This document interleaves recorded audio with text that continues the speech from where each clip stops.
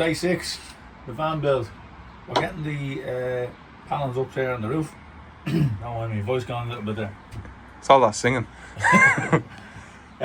We have 9mm. We're going straight up. We're going straight up onto the steel here, which you won't see a lot of. What we're trying to keep the head height here as high as we can. We have the insulation coming down flush with these, and then we're going straight onto the steel with a self-drilling pan head here. Great little screw. They go up and they go nice and snug, and they pull in then, you know, flush with the 9mm ply. We already cut this hole out yesterday for the max air fan. This is going to be the bathroom area here, so that's for that. And then up this end, how we marked this out was, well, we clamped the panel up to the ceiling exactly where we wanted it yesterday. I got up on the roof and opened the window, and we traced out this inner mark here, which is not what we want, but we marked this out. And then when we had it back down, we just measured the offset then, which was 36mm. So we just measured out then exactly then on that mark when we took the panel back down, and we had to cut it out exactly. So that worked out.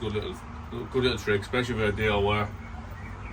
Not knowing kind of what way to get that hole. Like, you can drill a small hole and get a flush cut route of it and go around. Very messy, very, you know what I mean. I think this would be our easiest. I suppose you don't have to be too kind of clean with it though, because when you have the under tray that kind of mounts up into it, like, you do have a fair kind of lipping that kind of comes out over. When you're walking over your head with a flush cut, yeah, I know. You're gonna get destroyed. You want a full face mask and overalls and everything. It's mad. Yeah. So yeah, we have these clamps. These are I think they're the Bessie clamp. You can get them in different heights. Great clamp for doing the likes of this, because we've got two. And it's probably the best tool we have so far. That's right. They're class. Quicker on the ratchet here, and once you get them up close, then you can twist them to get them up tighter, and you can get them up nice and snug down where you want it. Absolutely great. Especially if there's only one person in the van trying to put, you know, a sheet up. Yeah, exactly. No, it's like, you know, have another person in there holding it up for you. Yeah, it's great. But yeah, these little screws then are great then for getting this up. Well, I'll run one in here and show you. So I have the line here done on this one. Good, right across.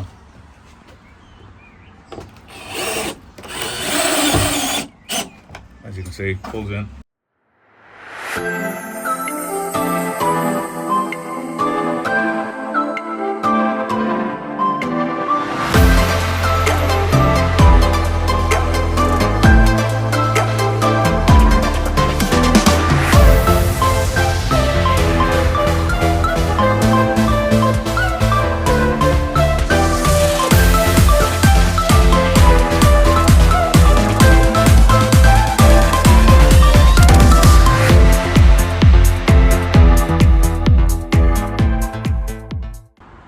So we have the ply cut for here, and we have a mark out then for where we wanted the spotlight. We drilled that, and then we went back then and went halfway through the foam here, bigger than the spotlight, so this gives it that little bit of room up there.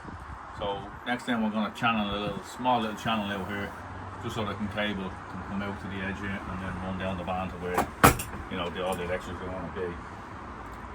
On this side, that's what the plan was, but we got ahead of ourselves and forgot. But it's an easy fix. The ceiling's going to be, you know, it's going to be covered in something. Right? So what we're going to do is we're going to drill out for the lights, and then we're just going to route a little groove, use the router and route a small little groove and run the cable into that. So it's the same thing as that. But yeah. So I'll just have this paired out now, about half the depth. I didn't want to go all the way because obviously you're going to lack the insulation. But we're going to get this sized up, fitted up now. Make sure it's all good before we go round the roof. Yeah, spot on there. So what we'll do is we'll get the spotlight that we're going to be using and put that down, because I think the spotlights we have actually have the cable built onto them, so we'll have to leave the spotlight dangling the other way. So we were getting the next panel put in now for the ceiling. We were ply lining it and we were putting it up, measuring it, all looks pretty good, and realised that we have this arch here that kind of comes out, one of the main supports from the van. So the problem is that it's, as you can see, it's roughly about 27-28 nil different. So all I had to do was basically use the little, where is it here? The little tracer jig, right? So it's a scribe tool, and what I done was is that I marked it exactly what that is there to down here, and all you need to do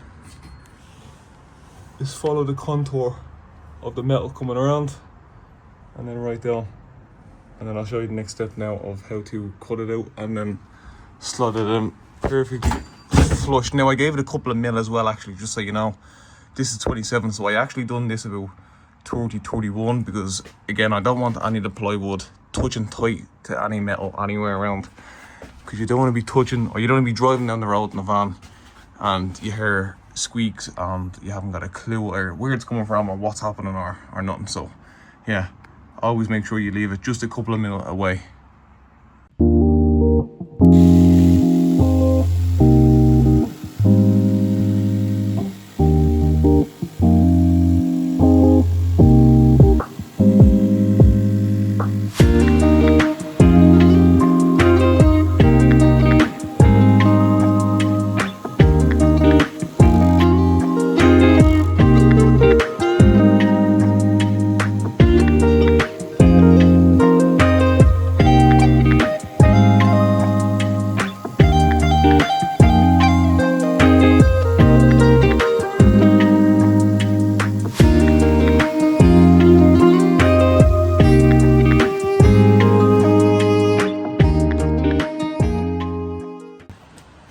Like I was saying there earlier about forgetting about the spotlights in this one, and I was just saying with a router groove, this one up here, up above Rory here, we done, you know, the proper way. We done the little groove in the insulation and fed the cables down to the outside there. But this one we forgot, so We had the chance to do it there, didn't we? Yeah. Yeah, we remembered. We just forgot that we had to do it on this one. But this is the way out anyway, just in case you do forget when you're doing it.